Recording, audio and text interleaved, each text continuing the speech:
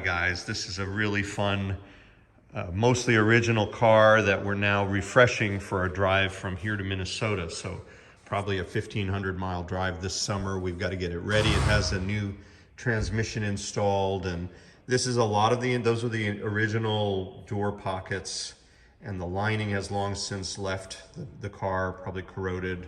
The original door seals are there, and this is just a really wonderful car because it's got this kind of nice balance of being weathered and also still it's getting a lot of refreshing here. New transmission, and the windshield in particular, I want to show you what we did on another car that's also in the building. But this is always fascinating to me. These A-pillars rust down here right at the rocker panel. You can see the blisters. That's a pretty common challenge. And this one has a captive nut underneath here that often will break out of its cage, or the bolt will break and they fall out. And in the case of this one, it's been an open hole for a while. Now, I'm sure the car wasn't in the weather for much over the last 20 years, but if it ever rained down in there and water went down into the bottom, you can see how that would promote rust at the bottom of the A-pillar. But we'll take this off. One of the things about taking this off is that you have to take the stanchions off, these side pieces, and these are often fracturing. So we will routinely have to repair the threads inside the frame where this screw, you have a steel screw and an aluminum frame, so you end up with a lot of times seizure inside there and a fractured screw. So you have to either drill it, or in the worst case, we'll literally drill it and weld it shut, TIG weld it shut, and then re-thread it. And that's pretty common here, something we do a lot. And this is also tricky because you'll have to drill through from behind so you can get a socket on there, because this is hidden inside the bodywork. And when they fracture, it takes more time. These are all things that we're used to doing, but this is one reason why restoration can sort of mushroom into a bigger project than we'd like. But in any event, this car is getting ready. This car over here is done. And I wanted to make this video actually about Jim's car, which is a car they've had in the family for a long time. And this one has all the stuff pretty much completed. You can see we've recovered the dashboard.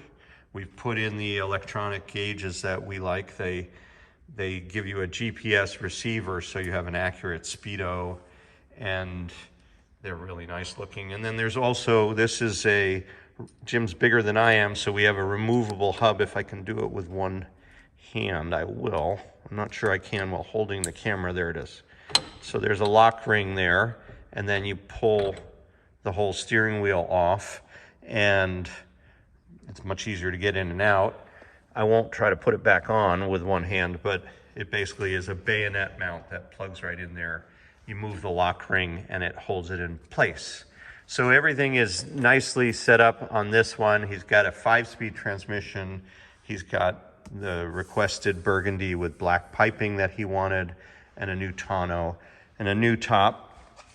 And this is another car that has some battle scars because it wasn't really about cosmetics, but what it did have that was interesting was a big fuel overflow. You never want to fill these cars with fuel and then leave them outside, which is, we've seen on a number of cases where the fuel will just bleed out as it expands, because this is not a great seal on these caps, and it just melted all this paint. So we were able to blend it in there and paint it, and that there was just this massive stripe here of gray where the paint had melted away, and we repaired that. So we got rid of what we thought was kind of the most egregious cosmetic issue. The other one was that the engine bay was really ratty, so we painted that black, and we painted the engine. It was red when it came, so we left it red. And we replaced a lot of stuff here to make a very wonderful driving car. This thing is just a blast to drive. We put in the X bracing and a flip forward nose. We converted it. The aluminum radiator, alternator, has a new air snorkel, new air horn, new dummy regulator, and there's a fuse in there, a 50 amp fuse. And then new wiring harness, new brake lines run neatly through there, and a new battery. We like to put the battery terminals on the back and the hold down on the front, so you have less risk of this contacting the terminals.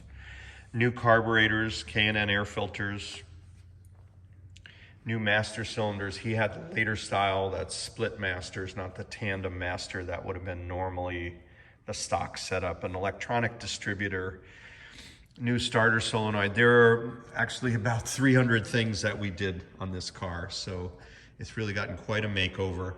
And here is the new windshield to body gasket that I was showing you on Ray's car, and also the new glazing rubber. So we took the windshield out and changed all that rubber. Fortunately, this windshield was in nice shape, so we didn't need to change it. Most of the time when you change this rubber, you might as well do the glass while you're at it, but he didn't need that, so we were able to save this glass.